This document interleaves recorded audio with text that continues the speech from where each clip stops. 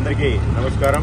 నా పేరు Gorganti Venkateswarlu, Kompally IT entrepreneurs association president మరియు లాసా ఇన్ఫోటెక్ మేనేజింగ్ డైరెక్టర్.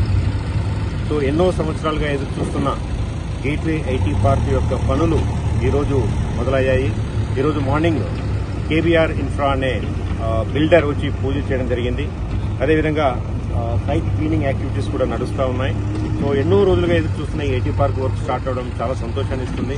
ఇక్కడ నార్త్ ఆఫ్ హైదరాబాద్ లో ఈ గేట్వే ఐటీ పార్క్ ఒక ఐకానిక్ టవర్ గా డెవలప్ అవుతోంది.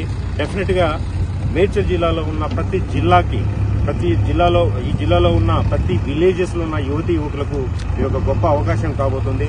మినిమం 1 లక్ష వరకు ఎంప్లాయ్మెంట్ జనరేట్ అవ్వడానికి స్కోప్ ఉంది. ఈ ఐటీ పార్క్ 2-3 సంవత్సరాల్లో పూర్తి అవడానికి అవకాశం ఉంది. ఇది స్టార్ట్ అయిన తర్వాత చాలా ప్రైవేట్ ఐటీ పార్క్స్ కూడా ఇక్కడ రావడానికి చాలా మంది ఇంట్రెస్ట్ చూపిస్తున్నారు.